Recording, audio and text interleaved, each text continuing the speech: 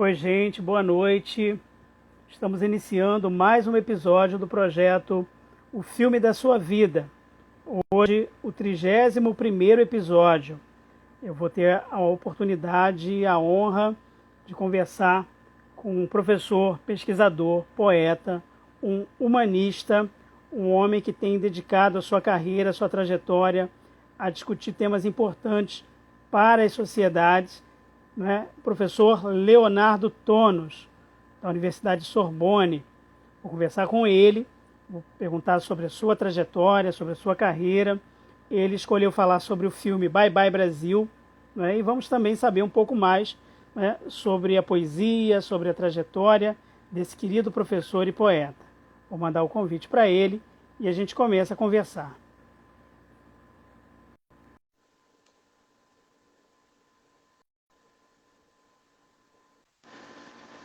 Alô?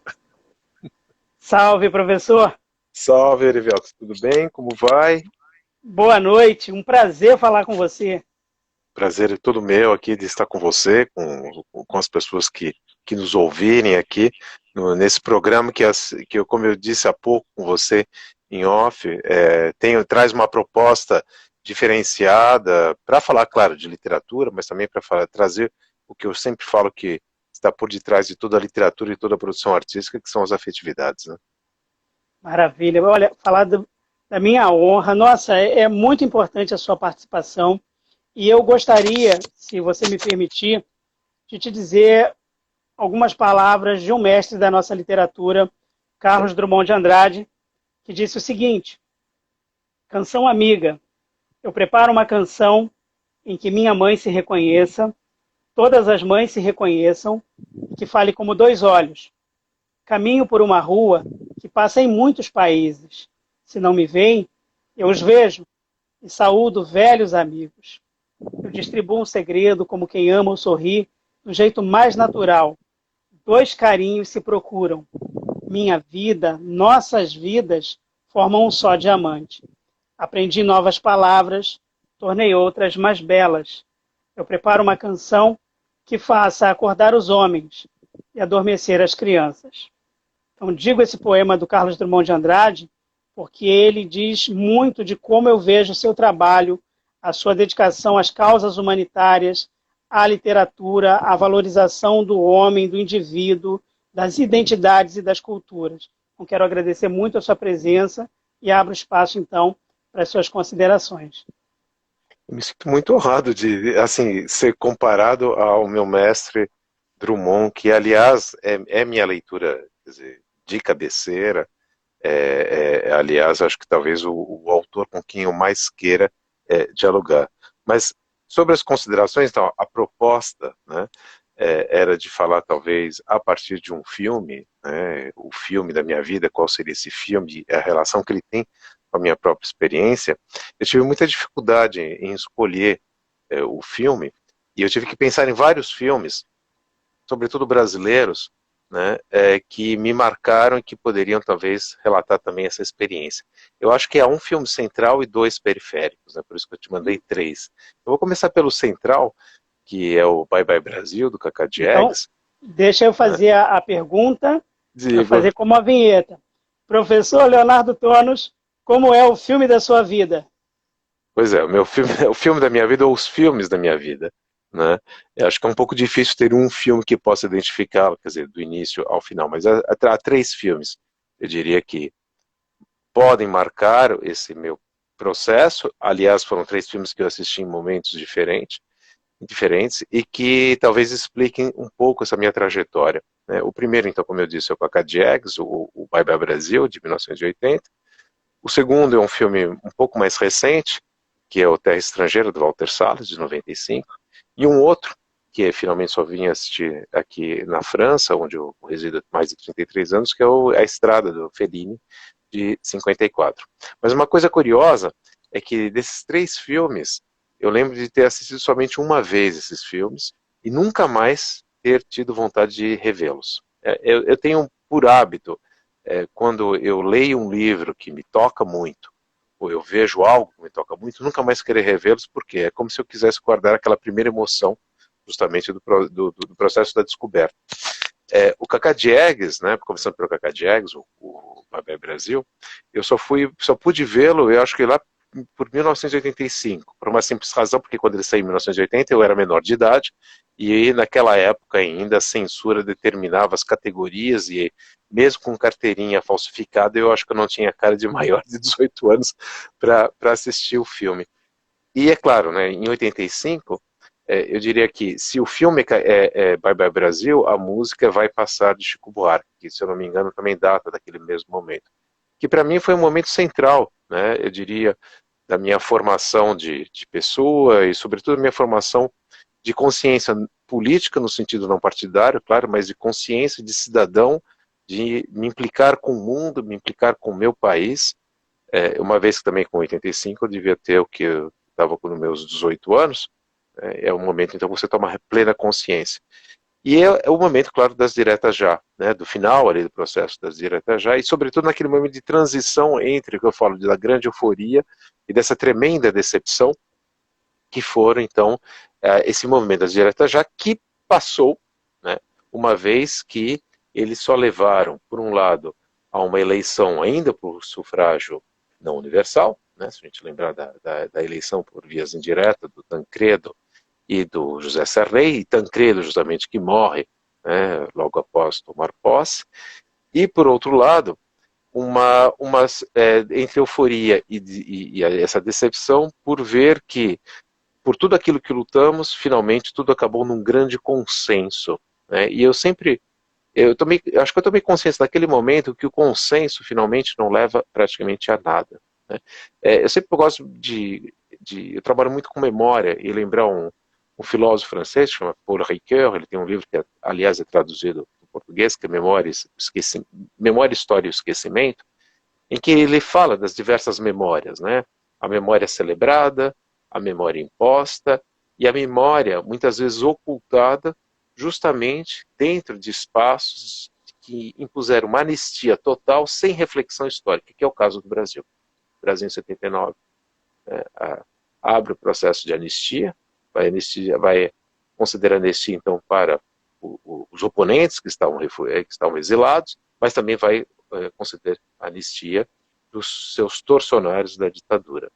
E isso faz com que nós nunca tivéssemos realmente uma revisão, uma reflexão da nossa história traumática. E naquele exato momento, em 1985, em vez de nos confrontarmos às grandes mazelas da história do Brasil, né, o que era proposto? Um consenso entre alas moderadas para evitar a ebulição do Brasil. E essa evolução chega hoje, finalmente. Se a gente pensar, né, vamos dizer assim, pelo lado positivo do que estamos vivendo, esse trauma, né, uma crise econômica, social, política, de valores, é que talvez pela primeira vez nós estejamos enxergando o que somos. Né? O que somos e o que somos. Somos um país das contradições, podemos amar e odiar ao mesmo tempo. Eu lembro você falou do Samuel Havé, né? O Havé tem uma frase que talvez até explique o Brasil, finalmente, né? Ele tem uma frase que ele diz o seguinte: eu amo e odeio apaixonadamente. Eu acho que, de uma certa maneira, o Brasil, né, a nossa sociedade brasileira, ela ama e odeia apaixonadamente. Tudo é feito, tudo com paixão, tudo nos extremos. Então, assim, é enxergar esse Brasil, enxergar o Brasil do racismo estrutural, da homofobia estrutural, da misoginia estrutural, né, coisas que muitas vezes não quisemos ver até então. Então, se há o lado talvez positivo desse momento histórico que estamos vivendo, seja isso.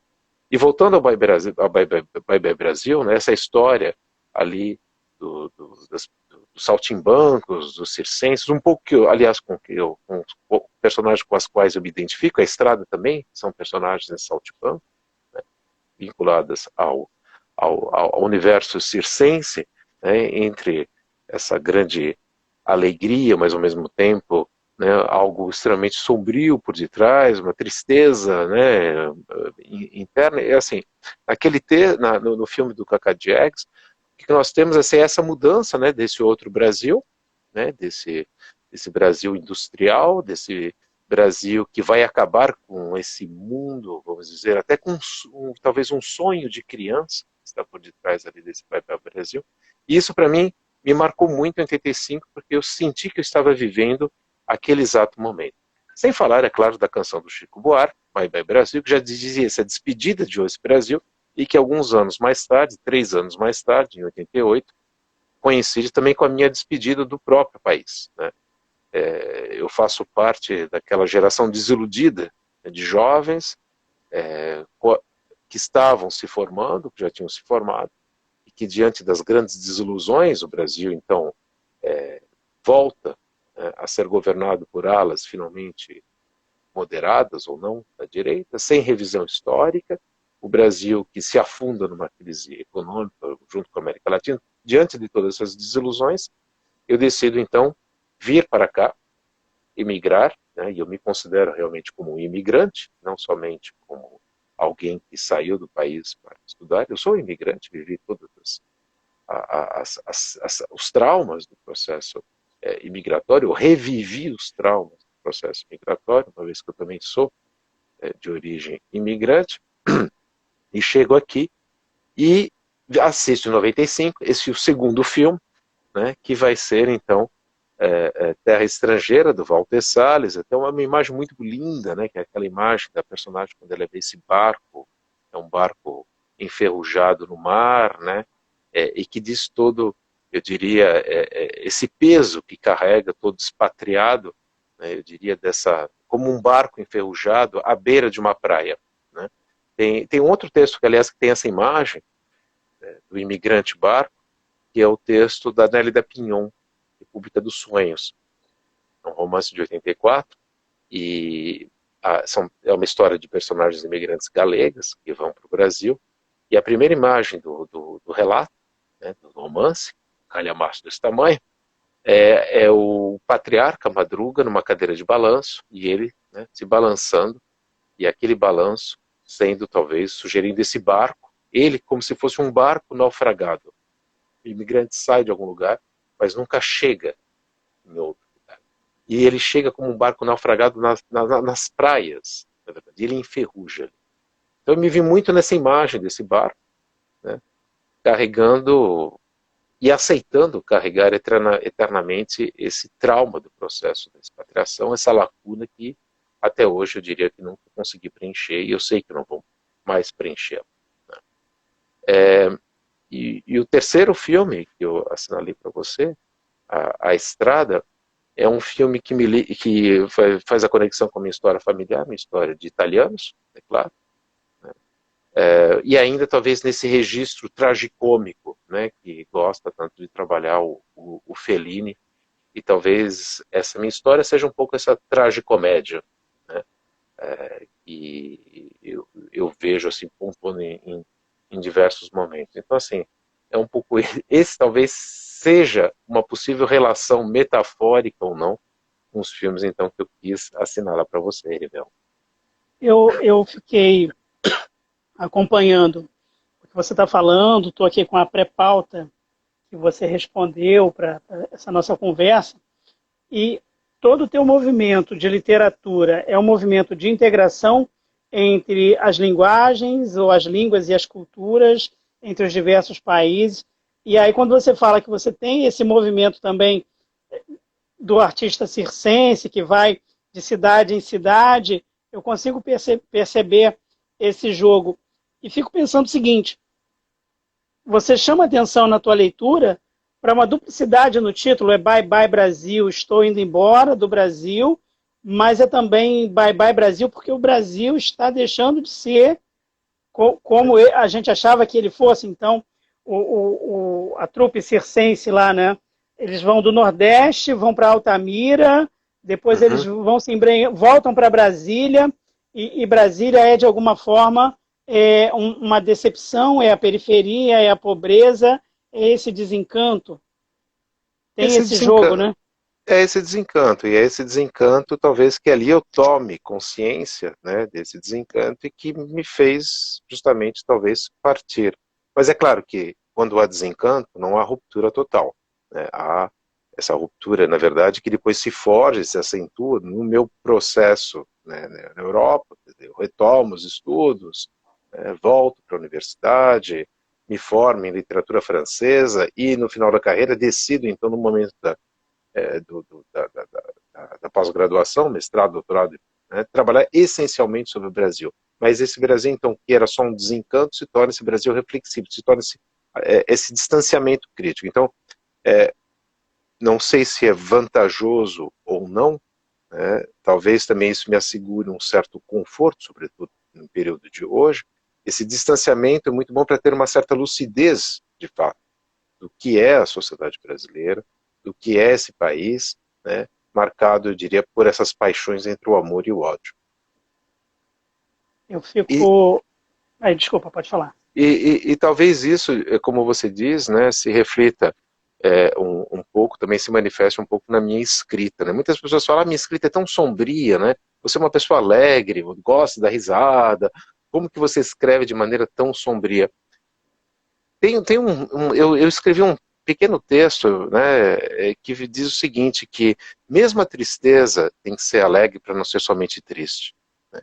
Então, assim, eu acho que tem essa duplicidade, talvez tragicômica, que sempre transparece. Ah, são textos, quando eu escrevo, de fato, são textos que eu quero dar um soco na boca do estômago do meu leitor. Né? Eu quero que finalmente ele acorde, que ele não fique na zona do conforto. Né? Porque a gente fala, em literatura já destruímos o narrador, tudo bem, o narrador é frágil, fragilizado, né? Mas há uma outra entidade de poder que é necessária destruir, que é a figura do leitor. O leitor é uma estrutura de poder. Então você também tem que fragilizar esse leitor, né? Porque é através dessa fragilização, da minha própria fragilização, que talvez eu possa me dar conta da fragilidade dos outros. Né? É o princípio a gente fala da relação da alteridade, da relação com o outro. Se eu não me coloco numa posição de fragilidade, eu sempre terei poder sobre o outro. Falar no lugar de alguém é sempre se apropriar desse outro. Então eu não quero falar no nome de alguém, eu quero me fragilizar, e me fragilizando talvez eu consiga me aproximar, então, de, desse outro. Então, eu acho que isso se manifesta talvez um pouco na minha escrita, nessa duplicidade entre momentos de alegria, momentos de beleza na tristeza. Né? Eu acho que é sempre importante iluminar, né, as grandes tragédias de alguma beleza. Né? Foi até uma pergunta que eu me fiz, outro dia eu estava pesquisando, aquelas coisas que a gente não sabe fazer durante o dia, aí você cai na internet e começa a pesquisar que não serve para nada. Eu queria algum texto que falasse das flores de Auschwitz, ou dos cantos dos pássaros de Auschwitz. Né? Há textos que falam que a tragédia era tamanha, o horror era tamanho, que até os pássaros tinham desertado as regiões dos campos de concentração.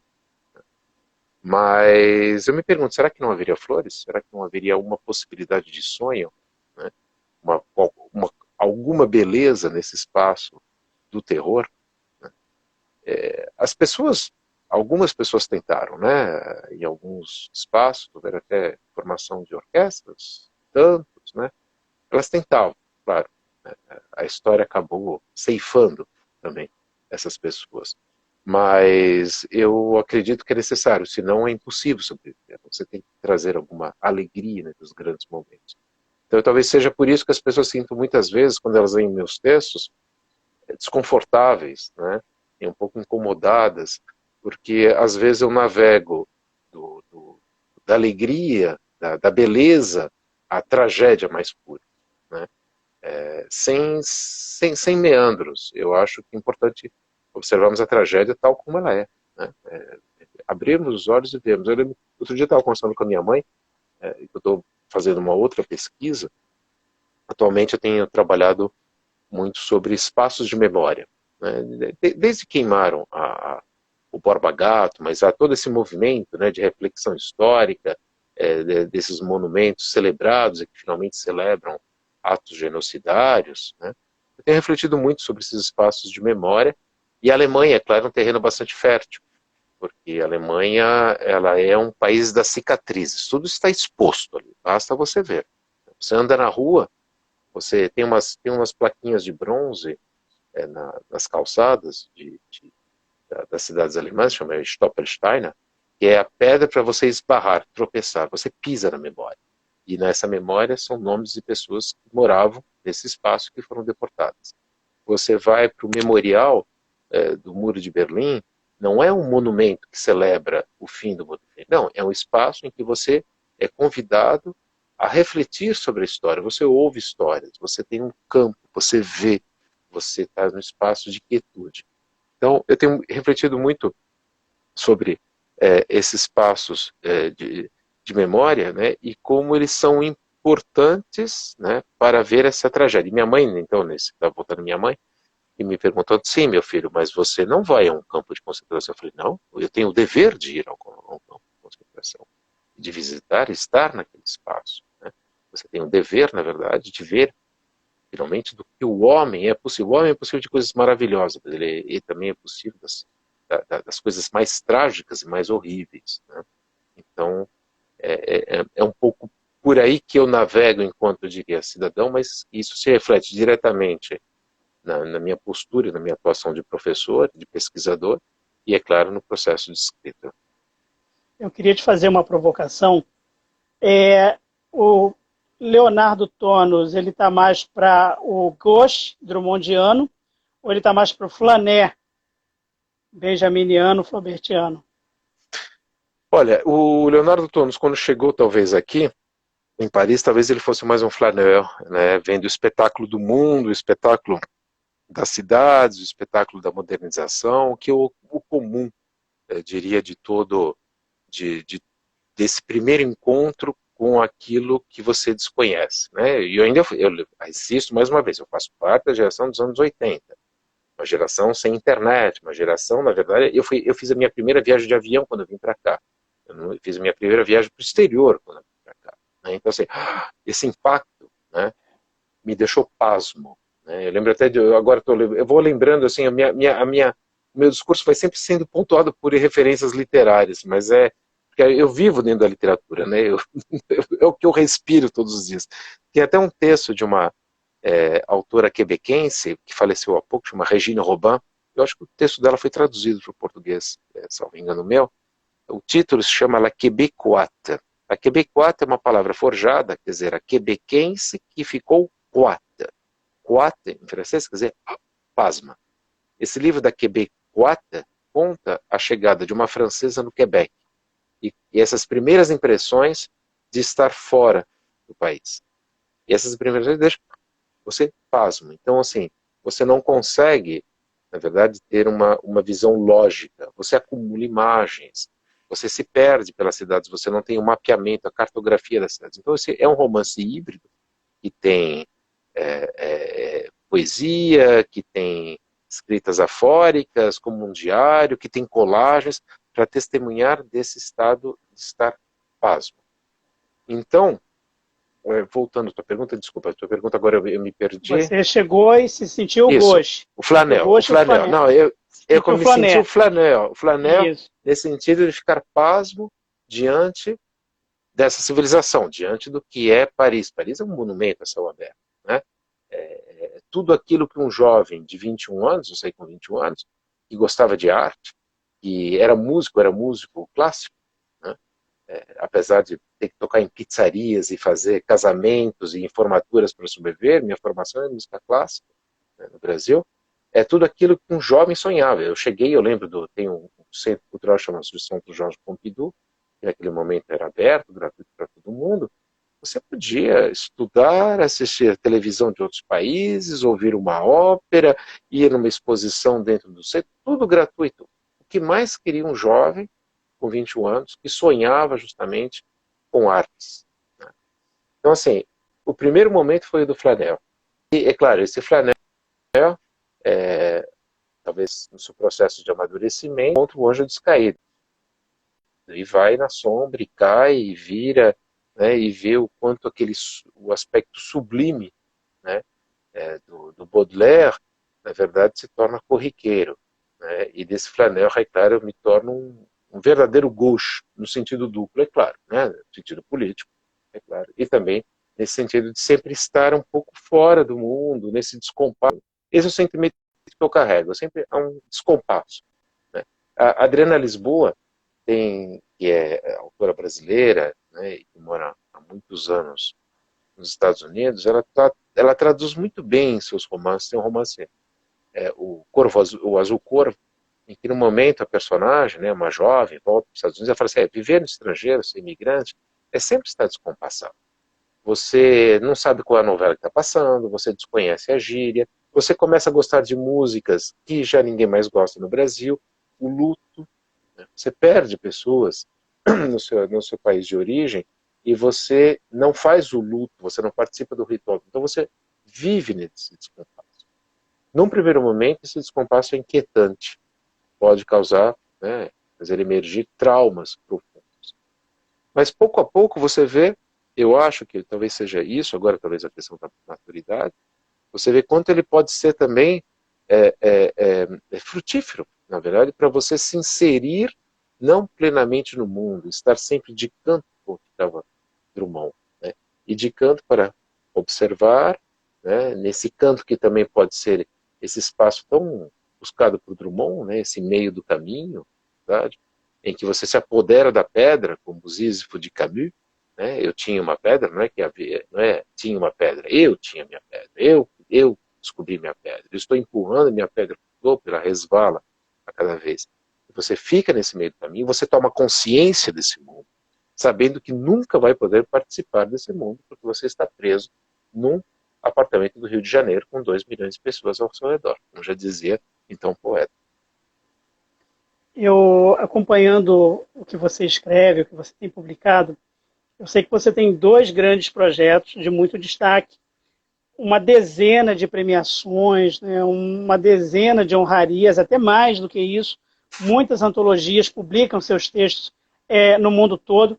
E eu sei que, como 2 projetos centrais de que você tem se ocupado muito, estão o Projeto Migra, que eu gostaria que você falasse sobre ele, e a Primavera Literária, no qual você organiza e se coloca como uma espécie de interlocutor da literatura brasileira, recebendo autores não só pertencentes ao chamado cânone, como também autores, né, que têm uma obra relevante, mas que por diversas razões, algumas delas até editoriais, mercadológicas, enfim, ainda não chegaram exatamente ao conhecimento do grande público ou de muitos acadêmicos. Eu queria que você falasse sobre o Projeto Migra e sobre a Primavera Literária. Então, eu vou falar desses 2 projetos que também são projetos que fazem parte do meu filme da vida, né? Porque os dois, se você pensar bem, são projetos itinerantes, são projetos mambembes, são projetos de saltimbancos, né? O projeto Primavera Literária nasce nesse intuito de estar com o outro, né? Não na espetacularização do espetáculo da literatura, mas fazer da literatura esse espaço de afetividade um pouco como num circo, né, em que nós estamos rindo, estamos nos divertindo ali juntos. E é claro, como professora, isso foi um projeto pedagógico. Eu criei a Primavera Literária porque meus estudantes não liam literatura brasileira contemporânea e eu queria que eles encontrassem autores vivos. Até uma estudante falou para mim, nossa, autor vivo, a gente só estuda autor morto. Eu falei, pode mexer no autor, conversa com ele, né? Porque eu acredito que justamente, né, o autor não é só o livro, né? Eu acho que é importante essa interação. Então, assim, o projeto ele nasce dentro da sala de aula e, sobretudo, nessa relação da afetividade, de promover uma afetividade entre autores brasileiros e leitores que não são lusófonos, que não, muitas vezes nem sabem ler direito e se escrever corretamente em português. E é um grande desafio também para o autor, né? Ele tem que, nessa fala, com quem não entende perfeitamente a língua, e sobretudo que não tem as mesmas referências culturais, né, ele também tem que pensar como ele vai chegar nesse outro.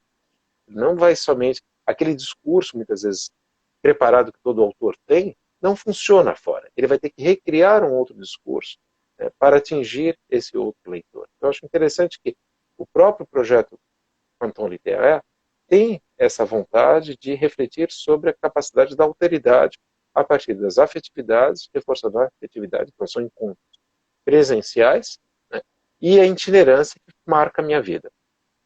Esse projeto teve de encerrar em 2020, eu não sei nem se eu vou retomá-lo por conta da situação pandêmica, e aí, né, o Erivel, você me acompanhou um pouco, né, Erivel, na minha ânsia pelas internets, sabendo como fazer para me servir, então, dessas plataformas, eu não sabia, né, e aí eu me lancei na internet também com esse intuito, claro, de ir ao encontro do outro e fazer com que ou estudantes pudessem ter acesso a algum tipo de formação ou informação, né? Não que eu menosprezasse aquilo que os professores no Brasil estão fazendo, mas assim, a ideia de trazer um outro olhar sobre a literatura, sobre metodologias.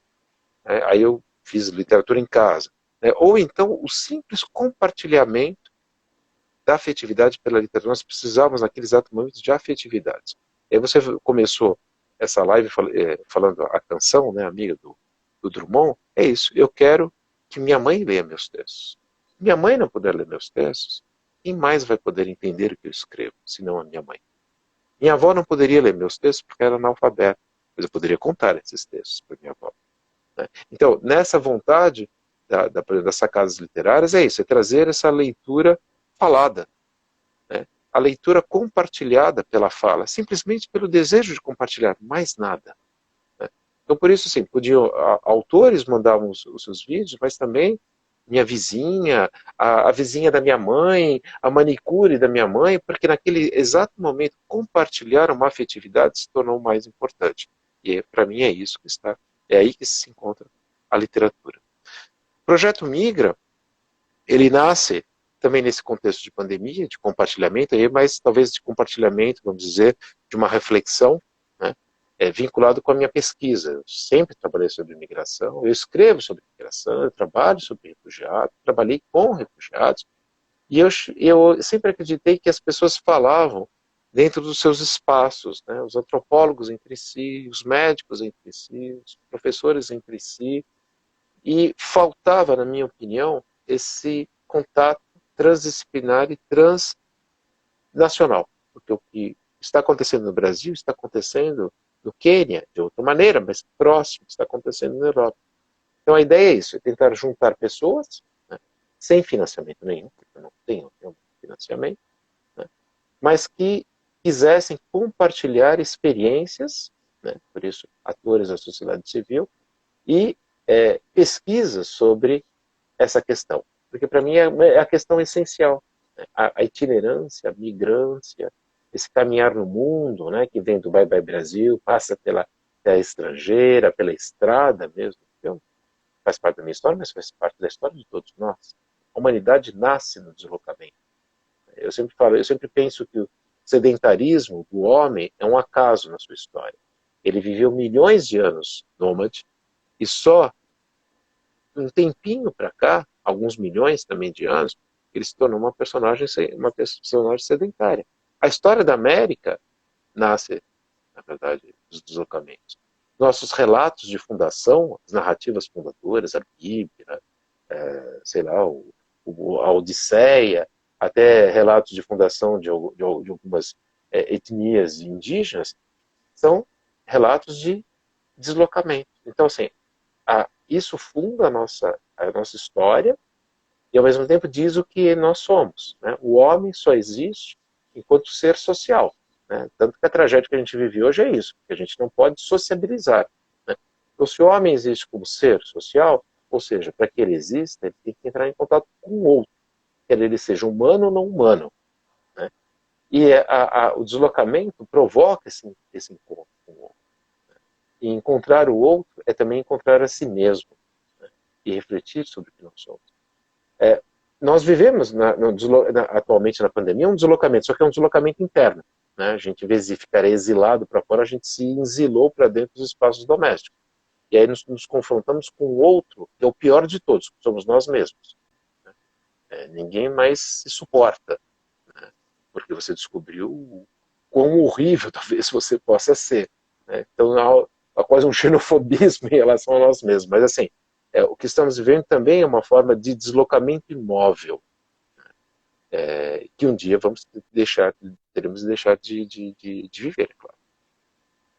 Leonardo, decorridas 2 décadas já do século XXI, quando a gente observa as grandes obras publicadas, de grande impacto... Erivelto, acho que a sua comunicação cortou um pouquinho. Se você puder repetir, por favor. Sim. Está travando um pouquinho. Está travando um pouquinho, né? Acho que está carregando. Tá, você está me ouvindo e me vendo agora? Estou te ouvindo perfeitamente, pode dizer. Decorridas 2 décadas do século XXI, a gente observa que algumas das grandes narrativas, das grandes obras publicadas em literatura, acabam dialogando com esses movimentos de refugiados, migratórios, algumas teorias, como, por exemplo, né, que tem se popularizado, como a questão do decolonialismo, tem tomado espaço, tem ganhado espaço entre os teóricos, entre os professores, entre os universitários. E aí, porque fui conversar com você, porque acompanho o seu trabalho, eu tentei fazer brevemente um percurso dessas questões. Então, cheguei lá em 2002 ao comissário das Nações Unidas brasileiro Sérgio Vieira de Mello, que em 2002 já alertava para o avanço da extrema-direita e das políticas xenófobas na Europa Ocidental. Depois, o ministro Celso Amorim, em 2008, ele fala da importância de se estabelecer políticas multilateralistas, de multilateralidade entre os países para proteger as suas populações, as culturas e essas trocas, esses avanços. E chego a você que discute a questão do refugiado, que trabalha, né, os sentidos de palavras como exilado, errância, refugiado. Você até tem um poema que você publicou, que dialoga muito lá com os irmãos Campos, o Décio Pignatari, que é refúgio, refugiado, e você vai discutindo as possibilidades semânticas para essa palavra. Por que alguém que nasce em São Bernardo do Campo, né, que torna-se um estudante do curso técnico de patologia clínica, constrói uma carreira como escritor, professor, livre docente da Sorbonne, está tão preocupado com a questão das migrações e dos refugiados, se colocando mesmo como um interlocutor. Esse é o grande mote da literatura e da arte no século XXI, nessas 2 primeiras décadas? Eu não sei se é um grande mote, mas é um grande mote para a nossa literatura e para a nossa arte, né? E não data de hoje, se a gente pensar que a questão da imigração nasce no século XIX. Né? A questão do Brasil, que o Brasil ele forja uma narrativa, uma falácia, né, marcada pela falácia, através de uma visão bastante eufórica, né, da imigração, como se a imigração pudesse suprir todos os males do Brasil. Isso vem lá do século XIX, quando então, dentro da teoria do embranquecimento, né, se busca então, nas populações imigrantes, uma solução para aquilo que seria o atraso do Brasil, que seria então a presença de negros e de afrodescendentes. Né? Então, assim, a imigração, ela traz, na verdade, essa falácia narrativa que se constrói e que depois se desdobra em outra falácia, que é a questão da fraternidade entre povos. Né? O Brasil sendo, então, emergindo através da comunhão entre suas diversas etnias, são 3 que são selecionadas, né? Os indígenas, os afrodescendentes e os brancos, os brancos imigrantes. Mas você começou evocando 2002, né? O Celso Amorim e outros teóricos. Né? De fato, naquele momento, já não é o início desse perigo, né? Tanto da extrema-direita quanto da questão dos refugiados. Nós estamos já no ápice, em um dos ápices. Né? Toda essa história, na verdade, é uma história de altos e baixos. Para quem vive na Europa, a gente sabe muito bem. Mas também no Brasil, se a gente pensar. Né? O que são os anos 80? Os anos 80 é a chegada, eu diria, de outros refugiados, de pessoas em situação de refúgio, ou que não obtiveram refúgio, e a chegada dos bolivianos em São Paulo. Né? Porque os bolivianos, ninguém queria ver os bolivianos. Né? Aliás, quais são os artistas e as obras literárias que se ocuparam desses invisíveis? Né? O problema de muitas vezes de pessoas que vivem na situação de imigrância, eu nem gosto muito da palavra semântica refugiado, né? Porque ela traz uma carga ideológica muito forte. Né? Qual é o destino dessas pessoas que vivem em situação de migrância ou de clandestinidade? É o não reconhecimento em praça pública. Então, se você não pode ser reconhecido em praça pública, porque você corre o risco de ser preso e deportado, como que você pode ser reconhecido dentro do universo literário e artístico? Né? Então, assim, é muito mais fácil falar agora, hoje, em 2021, de imigrantes que chegaram, que aportaram no Brasil no início do século XX, do que falar de bolivianos que estão ali nas periferias de São Paulo, dos haitianos, ou dos congoleses, ou dos nigerianos, ou dos venezuelanos. Né? Então, assim, o que eu acho interessante nesse momento, quer dizer, os grandes pensadores já alertavam uma situação que já era crítica naquele momento, só que ninguém queria ver. As pessoas só tomaram consciência e quiseram realmente enxergar em 2015 com a morte de Aylan Kurd, porque ali houve, né, pelas mídias sociais, mais uma vez, né, as mídias sociais, elas, na verdade, o impacto que teve a morte daquele menino não é o único que morreu, mas foi aquele que foi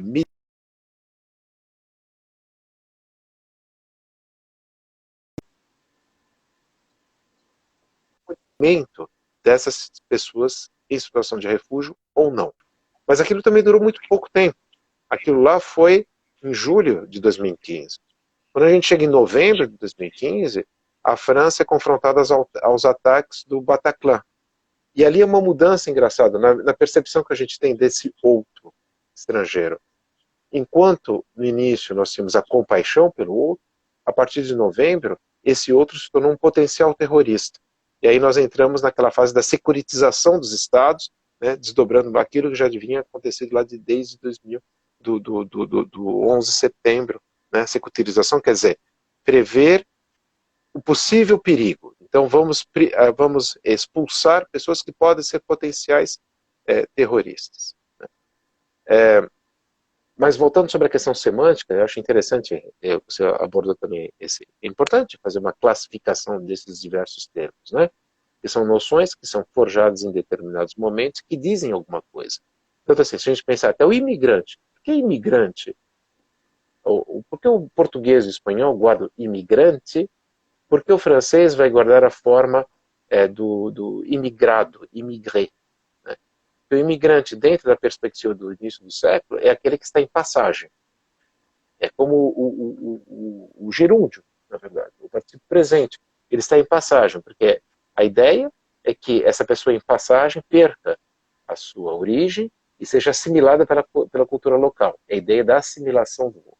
O outro deve perder completamente a sua cultura. Ao passo que immigré, em francês, imigrado, vem da palavra travailleurs émigrés, trabalhadores imigrados, é aquele que só é convidado para trabalhar e que depois deve retornar ao seu país. Né? Em alemão, da Gastarbeiter, né? o trabalhador convidado. Ele só é convidado, tolerado. Só que os imigrados, os imigrês, acabaram ficando na Europa. E a partir daí, o que se forja, eu diria que é uma descendência ostracizada. Tanto que na França é uma expressão terrível, que você não diz, você diz filho de imigrados. Ah, quem são eles? Ah, são des enfants sortis de l'immigration. Não, eles são franceses. Eles não existe, que eu falo para os estudantes, não existe a nacionalidade filhos de imigrantes. Não existe isso. Isso é uma maneira, na verdade, de identificar que o outro não faz parte plena da sociedade. Ele é considerado como um cidadão de segunda categoria. É uma adjetivação pejorativa, seria isso? Extremamente pejorativa. Isso tanto que na população, por exemplo, portuguesa, né, aqui na França, os portugueses é uma das maiores comunidades de estrangeiros aqui na França. Né? Sempre foi o que a gente fala de uma imigração silenciosa. O que significa uma imigração silenciosa na visão dos franceses? Aqueles que não fazem barulho, que não perturbam. É o zelador, é a faxineira, é o porteiro, é o pedreiro. Não, eles têm utilidade, mas não são uma ameaça para a estrutura social. Então, essa é a imigração silenciosa. O que fez com que essa população recalcasse, aliás, toda a sua história migratória. Mas o que é interessante é que, por exemplo, essa população, muitas vezes saindo de Portugal, fugindo à ditadura de Salazar, não era considerada na França como refugiado político. Eles nem tinham o direito de ter o estatuto de refugiado. Né? Porque o estatuto de refugiado, assinado em 1951, né, determina que toda pessoa em situação de perigo possa obtê-lo. Só que ele foi utilizado ideologicamente, durante a Guerra Fria, no combate do comunismo. Né? Então, os vietnamitas, que muitas vezes fugiam do Vietnã por questões econômicas, eram automaticamente reconhecidos como refugiados. Mas os portugueses que fugiam por questões políticas não eram reconhecidos como refugiados, eram reconhecidos como imigrantes econômicos. Né? Então, assim, o que eu tento sempre mostrar, até em sala de aula, é que por detrás de cada denominação há um peso histórico e um peso ideológico que deve ser questionado sempre.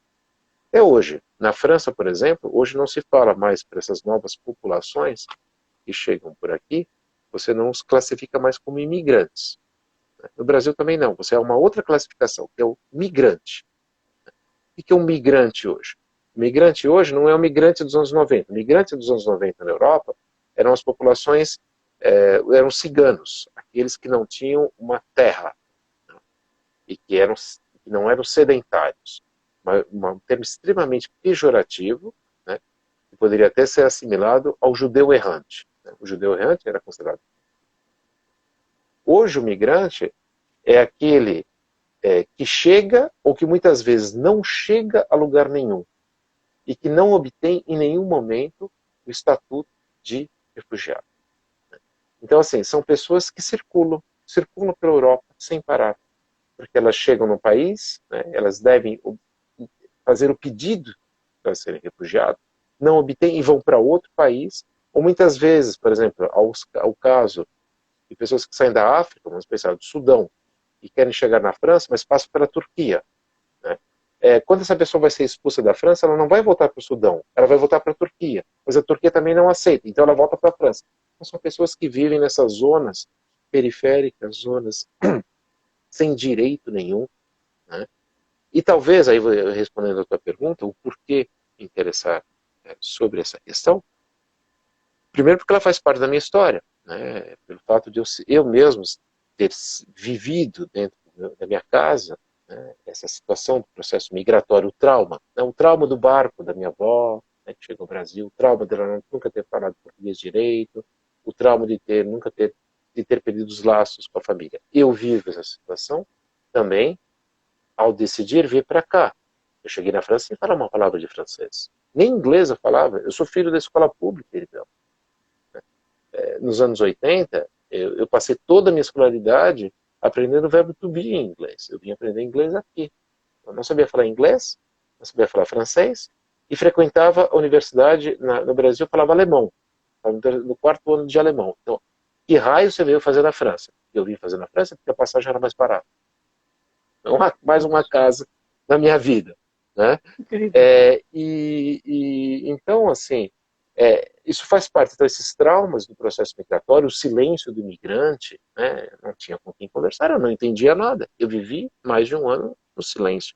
Nem a minha própria voz eu ouvi. Né?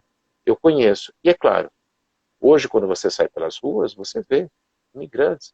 Quem não pode, na verdade, se emocionar, né, ao ver acampamentos de pessoas em situação de refúgio num país rico como a Europa? Quem não pode se emocionar? Né?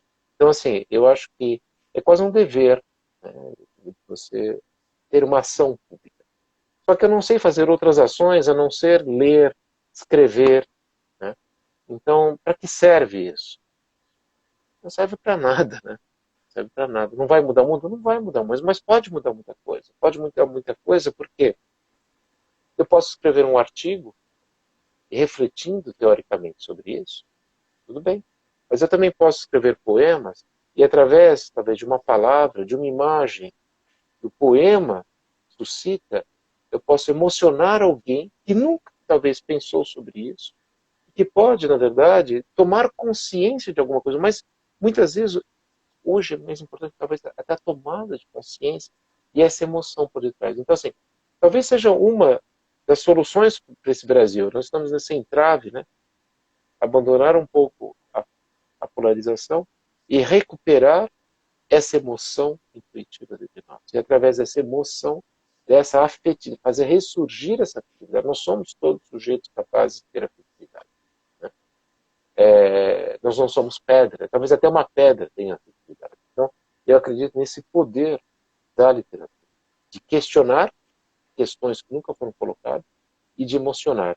E acho que é por aí que eu gosto de escrever. Eu gosto de emocionar. Porque eu gosto dessa emoção da palavra. Toda palavra tem uma emoção. Eu falo sempre para meus estudantes. Quando eu dou aula, eu gosto do texto que vai falar da caneta. E que vai descobrir por detrás da caneta a emoção que ela carrega. Né? A gente estava falando, né, do Leduc, você falou lá há pouco do Leduc para mim. É isso. Todos os objetos são histórias. São histórias que nos atravessam. Até essa caneta, que é de plástico, mas ela pode ter uma história. Então vamos contar essa história, vamos compartilhar essa emoção que se encontra por detrás dessa caneta. Falando em objetos que têm história, não tem uma história envolvendo uma caixa? Tem. Eu não vou conseguir mostrar a caixa. Mas Eu acho que conta até pra gente se consigo. você puder Ó, a caixa contar. está aqui, olha. A Ah, caixa está aqui. É essa caixa aqui. ó, Eu vou colocar de novo aqui o meu. Essa caixa, aliás, você também faz parte dessa história, né, Erivel? Essa caixa foi uma caixa que foi dada pelo meu pai em dezembro de 2019, que tinha sido minha última viagem da pandemia, em que ele chegou e falou assim, olha, tem uma caixa aqui com o que sobrou da história familiar. Tó, você que escreve, fica com ela. Quem sabe um dia surja a história da família. Meu pai, né, sonhando com a história da família.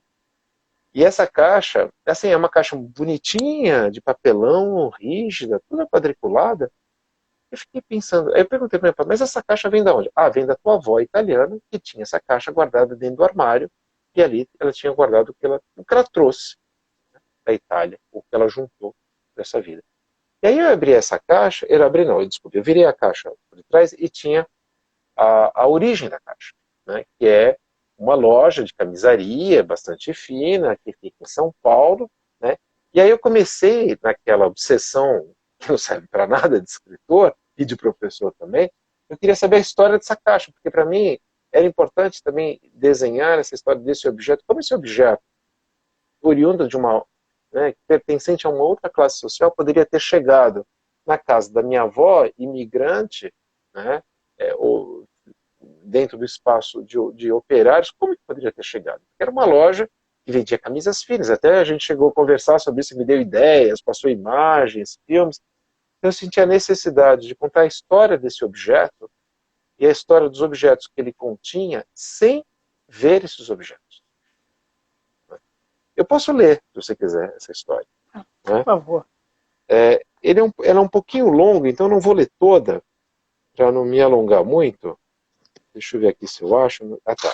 Se chama, na verdade, é do último livro, né, que é Diários de Mar Aberto, e tem essa relação com a minha história pessoal, digamos, com esse filme, né, filme da sua vida, com esse Filme da sua vida, filme é verdade. marcado por essas diversas migrâncias.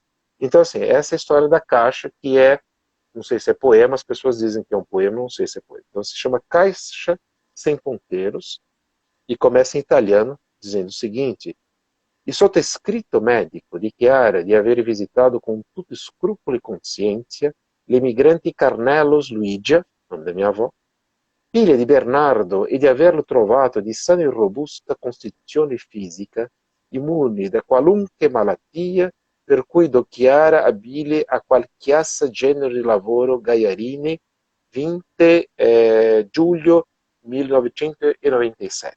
Tradução: o médico abaixo declara ter consultado a imigrante Carnelos Luigia, filha de Bernardo, com todo escrúpulo e consciência, e tê-la encontrado em plena constituição física, sã, robusta, imune a qualquer doença, assim atesto apta a qualquer tipo de trabalho. Gaiarini, 20 de julho de 1927, minha tradução, arquivo familiar. No centro da mesa está, no centro da sala, está a mesa de fórmica. Sobre a mesa há uma caixa. Dentro da caixa, objetos. Objetos que a avó arrumou, objetos que a avó recolheu, objetos que a avó guardou, objetos que a avó trouxe, que queria ter trazido, mas se esqueceu, objetos que a avó perdeu. No centro da sala estava a mesa de fórmica. Sobre a mesa havia uma caixa. Dentro da caixa, objetos. Objetos que a avó imaginava, objetos que a avó recriava, objetos de que a avó nem se lembrava e com os quais a avó sonhava. No centro da sala está a mesa de fórmica, sobre a mesa uma caixa, dentro da caixa objetos. objetos que a avó ganhou, objetos que a avó comprou, objetos que a avó emprestou e não devolveu, objetos que nunca existiram e que a avó sequer teve, objetos de primeiras necessidades tão necessários ao que conserva e já não preserva. No centro da sala estava a mesa de fórmica. Sobre a mesa havia uma caixa. Dentro da caixa, objetos, objetos com as palavras da avó, objetos nas palavras das joias da avó, o camafeu rosa,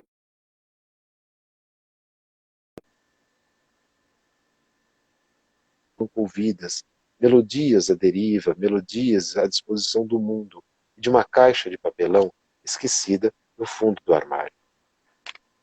No centro da sala está a mesa de fórmica, sobre a mesa uma caixa, dentro da caixa objetos, os objetos da avó que está longe, longe da superfície, longe do mundo, a avó longe da poeira do mundo e do mofo, a avó distante dos insetos que danificá-la poderiam, a avó que a caixa protege e cala, e da caixa nada diz, exceto a memória da mesa, das cadeiras à volta, da napa de plástico que a genealogia descobre e que ao mundo me encobre. No centro da sala estava a mesa de fórmica. Sobre a mesa havia uma caixa, e dentro da caixa objetos. Os objetos depositados pela avó, objetos com a vaga lembrança da avó, a trêmula lembrança, antes do salto final, antes do silêncio abismal, silêncio de segredos que uma caixa guarda, e suas memórias aguarda, as memórias da avó Maria, da avó Patrícia, memórias da avó Luídia, memórias da avó Silvina. No centro da sala estava a mesa de fórmica. Sobre a mesa havia uma caixa. Dentro da caixa estavam minhas avós. Essa é a história da caixa e depois de escrever esse texto eu abri a caixa. E aí eu fui descobrir o que havia. As relíquias, né? História. É muito bonito, é muito bonito. Leonardo, eu fico pensando, né, ouvindo você falar, né, e acompanhando um pouco o teu processo, né, o cuidado que você tem ao escrever, ao desenvolver a tua literatura, eu fico pensando nessa tua trajetória e fico pensando também no silenciamento, né, como você mencionou ainda há pouco, das pessoas que carregam a sua cultura, a sua identidade, por passarem por situações como as que passam as pessoas que acabam tendo que se refugiar para sobreviver. Me lembro de ter assistido, né, o mundo todo assistiu ainda há pouco tempo, né, essa retomada lá no Afeganistão pelo Talibã, né, e as pessoas desesperadas tentando sair do país. E aí vou pegar só um trechinho de um poema teu, no qual você diz assim: ontem eu vi o terror nos olhos de um imigrante clandestino, e no final você diz: o terror não se descreve, o terror não se narra, o terror não se esquece. Estou falando isso porque você está construindo, né, o que poderia ser um projeto de literatura, porque você tem Diários em Mar Aberto, que você falou agora, né, um poema, que é o seu livro mais recente. Você tem Agora Vai Ser Assim e Inquietações em Tempos de Insônia. Né? E ainda há pouco a professora Rita, que foi sua orientadora, Sim. ela falou dessa tensão entre o eu lírico e o eu diante do mundo, que ela percebe que é uma tensão drummondiana também, e que ela percebe na tua escrita. E você acabou colocando que tem muita referência pessoal, né, do professor Leonardo, da história do professor Leonardo, nessas discussões. Essas referências causam essa insônia. Esses diários em mar aberto são como aquelas cartas, né, que os náufragos colocam dentro de uma garrafa e lançam ao mar. Você está com um projeto de literatura espalhando mensagens, fragmentos desse Leonardo, da história desse Leonardo até aqui, para que as pessoas possam ficar atentas ao terror, à violência, ao que é lírico nas relações humanas. Há um projeto nisso tudo?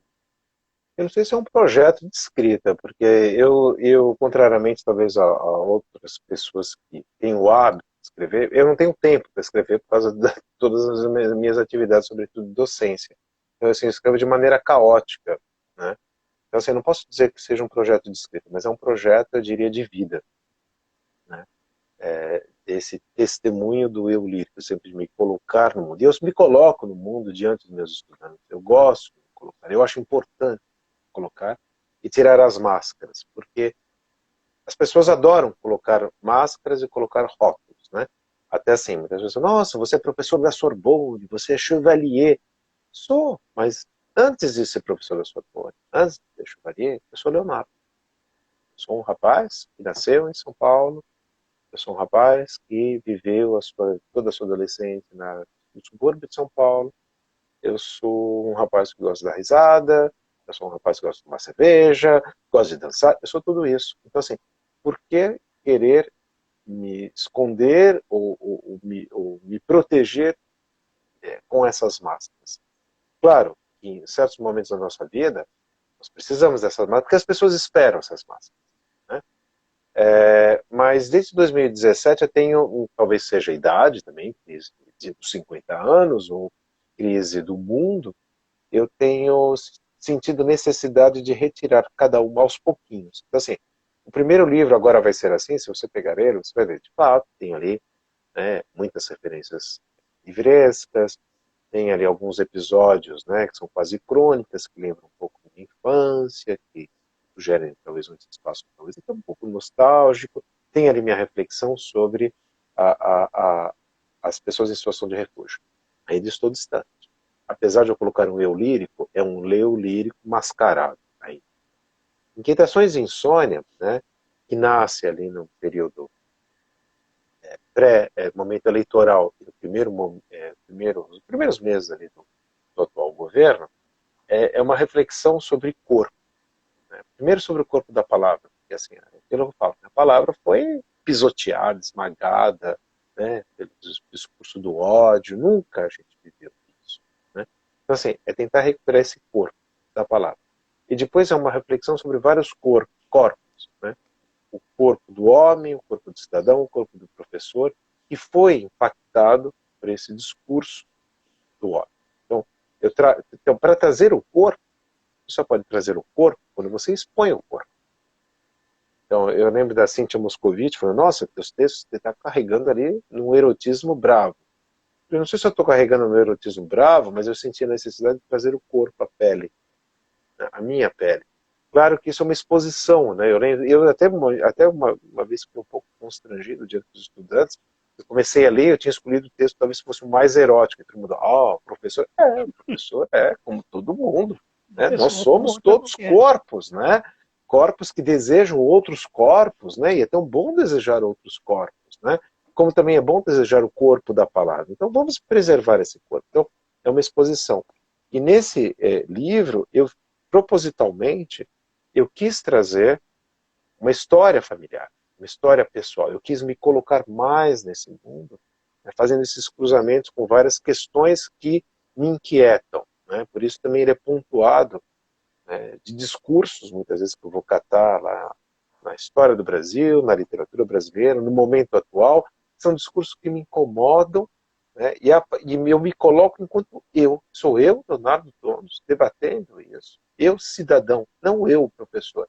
Eu, aquele que me forja, sobretudo. O cidadão. Né? Então, assim, eu não sei se é um projeto de escrita, mas, de fato, há um amadurecimento, né, e essa necessidade de se colocar diante de todos. Né? Eu acho que quanto mais nós nos expusermos, mais conheceremos o outro. Então, eu vejo, de fato, há uma trajetória, né? Que ela se ela é voluntária ou não, eu não posso dizer, mas ela tem a ver com aquilo que eu acredito ser importante nesse exato momento. O professor Felipe Lejane, no livro Pacto Autobiográfico, ele diz o seguinte, aspas, mantemos um diário durante uma crise, uma fase da vida, uma viagem. Que o mundo está em crise, a pandemia está aí, né? Que seja uma fase da vida, você mencionou 50 anos, e a próxima viagem quando acabar a pandemia? Não sei para onde ela vai me levar, mas eu quero conservar algo que eu gosto muito no diário, né? Que aliás é um gênero que ninguém mais lê, né? Diário, né? As pessoas preferem ler autoficção.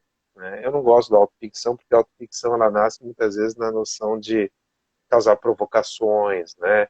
Uma exposição artificial. Eu gosto do diário porque é o íntimo, é o mais íntimo. A próxima viagem acho que vai ser ainda no íntimo. Vai ser pelo viés do íntimo. Eu acredito que talvez seja aí, talvez um caminho para se repensar no mundo, não como uma experiência a ser seguida, mas como uma reflexão, né, a ser conduzida e, sobretudo, compartilhada. Então ainda não sei o que vai ser, mas o que está nascendo ainda se inscreve nessa literatura do íntimo, do íntimo de um gênero, aliás, pouco conhecido, pouco trabalhado no contemporâneo.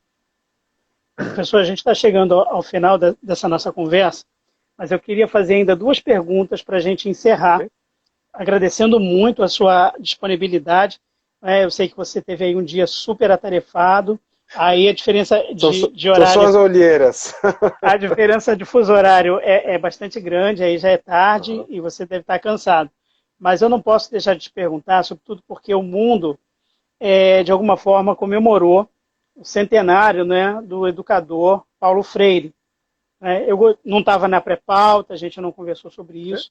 Né? As pessoas, quando veem as lives, acabam sempre comentando que eu, de alguma forma, vou caminhar para discutir alguma coisa relacionada à educação. Impossível não conversar com o professor do seu quilate, do seu gabarito, e não falar de um grande educador brasileiro, como foi Paulo Freire. Você poderia dizer para a gente como é a sua relação com Paulo Freire, como Paulo Freire é visto aí na França? Você poderia falar sobre isso? Olha, a minha relação com o Paulo Freire, assim, eu fui formado, né, a partir, digamos, do pensamento de Paulo Freire. Né? Primeiro, assim, eu já nasci professor. Eu acho que eu já nasci professor. Porque com 14 anos de idade eu já dava aula de música. Né? Depois fui dar aula de alemão no Brasil. Aí eu virei regente coral. Quando eu cheguei aqui também dei aula de português. Assim, toda a minha formação, né, em pedagogia, na universidade, foi imbuído de maneira direta ou indireta pelo pensamento de Paulo Freire. E claro que quando eu chego aqui eu tomo um susto, porque mesmo se Paulo Freire é lido, é pensado, né, utilizado na academia, a educação francesa ela vai a contrário do que se faz no Brasil, o que se fazia no Brasil em termos de valorização do aprendiz, da noção do compartilhamento, do aprendizado antes daquele que ensina e não do que está ensinando, porque é uma educação rígida, uma educação que castra, é uma educação que não valoriza o outro, uma educação, na verdade, que é forjada para formar elites. Né? Isso me incomoda demasiadamente. Então, assim, eu acho que, como Paulo Freire é visto na França, ele é visto com bons olhos. Infelizmente, na educação francesa, ele é pouco aplicado, quer seja no espaço do liceu, do colégio e até da universidade, e sobretudo da universidade, onde nós temos esse ideal, né, essa visão extremamente do século XIX, em que o professor é o sábio, que está ali para a transmissão do saber. Tanto que há aulas magistrais que os alunos não falam. O aluno aqui não participa. O aluno aqui, na verdade, ele fica no seu canto, no seu espaço, né, de preservação. Mas, assim, eu fico muito feliz, né, que ver tantas homenagens a Paulo Freire, né, digamos, desse pensamento tão depreciado, né, de maneira voluntária, por uma ideologia que atualmente ocupa o nosso governo, que eu me felicito disso. Né. E é claro, eu sou um professor universitário? Sou. Sou livre docente? Sou. Sou uma pessoa que recebeu ponderações? Sou. Mas antes de mais nada, eu me considero ainda como educador. E a minha função em sala de aula, quer seja na universidade, quer seja na escola primária, é de achar nesse meu estudante, aquilo que ele tem melhor. De fazer, a minha função é de fazer emergir isso através de um compartilhamento, né, de aprendizado. Então, assim, eu tento, na medida do possível, aplicar isso em sala de aula, até hoje, na universidade. Tanto que, assim, esses projetos que nasceram, Primavera e outros projetos, eles nasceram em função do meu estudante, com a implicação do meu estudante para que ele faça parte de um projeto em comum.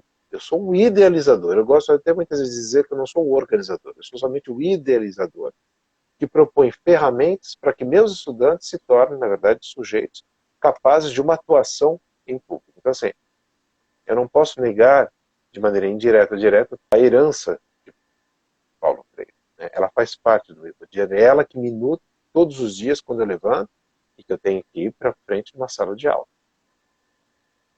Perfeito.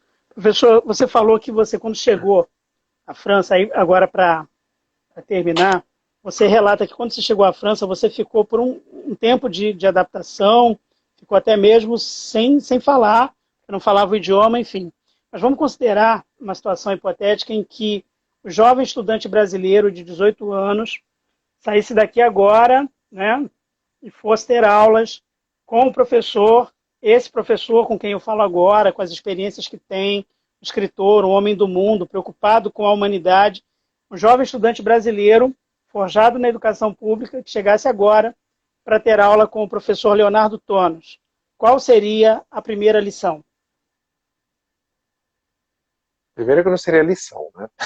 A primeira não seria lição. A lição que ele me traria, talvez, né? Essa experiência eu tive, Erivel. Eu tive num momento muito curioso, acho que foi o melhor momento da minha carreira de docente, que foi entre 2013 e 2016. Durante o governo Dilma, ela criou um projeto, não era o projeto Ciência Sem Fronteiras, não. É um projeto voltado para estudantes da área de humanas, oriundos da escola pública, eles tinham que ter passado pela escola pública, tinham que ter uma nota altíssima no Enem e tinham que ter ingressado na escola pública, na universidade pública. O projeto é que eles ficariam 2 anos comigo aqui na França, alunos de licenciatura, e que voltariam para o Brasil, licenciatura, para ensinar português ou francês. E o mais importante é essa experiência do estar fora. Então, assim, eu tive estudantes desde a Universidade Federal de Manaus até Rio Grande, lá em Rio Grande, né, no Rio Grande do Sul. De todos os universos, de todas as origens possíveis sociais. Então, assim, a primeira lição, eu diria que o que eles me trazem é esse frescor do Brasil que eu perdi, né, no cotidiano. E eu fico muito feliz que esses jovens, né, graças também ao trabalho dos professores, em sala de aula, tenham mudado, não são mais aqueles jovens, não é aquele jovem que eu fui na idade deles, muito marcado pelo tutorial, muito marcado por uma educação que impunha as coisas, que deturpava fatos históricos. Não, são jovens que pensam, são jovens que reivindicam. A escola pública hoje permitiu isso ao estudante, essa voz pública, né, essa situação. Então, assim, eu acho que a primeira lição seria, na verdade, eles me ensinarem o que é esse espaço da escola pública hoje no Brasil, com todos os seus problemas. Não, a educação pública ela tem milhões de problemas, mas qual é a educação pública que não tem? Né? Mas há uma coisa que eu acho brilhante, é essa alteração que teve ali nos anos 80, 90, essa formação de novos professores que trouxeram a capacidade de reflexão para dentro de sala de aula. São jovens que refletem, que pensam, que estão vinculados a esse mundo. Não é mais aquele jovem talvez alienado que eu era ali nos anos 80. E o que eu daria como aula para esses jovens? Eu colocaria talvez a minha experiência. Eu acho que seria essa. Eu contaria o que foi a minha experiência dos anos 80. Eu contaria o que foi sair do Brasil, o que era aquele Brasil que já não é mais esse Brasil. Então eu acho que seria essa noção dessa troca de 2 períodos, 2 contextos históricos completamente diferentes, né, em torno de um objeto que seria, então, o Brasil. Aula maravilhosa, certamente. E bastante freiriana, né? Bastante freiriano. Troca de experiências, de leituras do mundo. Deixa eu te dizer um texto que diz assim: estar em comum. A hospitalidade começa pela hospitalidade da língua. Nomear o outro que desconhecemos, acolher em nossa língua o outro que não conhecemos, acolher a língua do outro que nos é desconhecida e, em troca, ofertar a nossa, um chá, café ou simples copo d'água. Nada esperar, exceto o gesto da hospitalidade, um estar em comum, um respeitar em comum, um gesto apenas. De quem é esse texto? Esse texto nasceu um dia pela minha caneta azul. Lindo texto. Lindo texto, professor. claro, estou brincando aqui com o professor Leonardo Tonos, Estar em Comum é um dos textos dele, estou aqui fazendo uma provocação. E que texto lindo, né? A hospitalidade começa pela hospitalidade da língua. É uma grandeza muito grande de espírito, de alma, uma sensibilidade para produzir um poema como esse. E assim, professor, eu quero agradecer a sua presença, agradecer as pessoas que nos prestigiaram, nos assistindo, aquelas que vão nos ver e vão nos ouvir em outras plataformas em breve aí, falar da minha alegria, né, em saber que um professor brasileiro, um cidadão brasileiro, tornou-se um cidadão do mundo naquilo que é mais importante, acolher, respeitar e valorizar a trajetória do outro. Isso, para mim, é um símbolo muito grande de um grande artista, de um grande ser humano, de um grande professor. Agradeço sua presença. Aproveito também para convidar as pessoas que estão nos vendo para que na próxima sexta-feira nos acompanhem. Aí voltamos ao horário das 20 horas. Eu vou conversar com a professora, linguista, pesquisadora da Universidade Federal Rural do Rio de Janeiro, Simone Batista. Ela vai falar sobre o filme Meia-Noite em Paris, que deve ser basicamente o horário que você está encarando aí, né? Meia-noite em Paris. Um pouquinho mais, meia-noite e 15 aqui. Meia-noite e 15. A professora Simone Batista vai falar do filme do Woody Allen, Meia-Noite em Paris. Agradeço muito, professor Leonardo Tonos, e abro espaço, então, para suas considerações finais. Erivelto, só queria agradecer aqui a sua generosidade de me receber nesse projeto, né, que para mim é assim, extremamente criativo e que dá voz, né, e a liberdade justamente de pensarmos juntos aqui sobre o mundo. Agradecer quem nos ouviu, quem irá nos ouvir em breve. E sempre assim, sempre que eu digo, eu fico também à disposição, né, para as pessoas que quiserem compartilhar ideias. Eu sou muito fácil de achar na internet.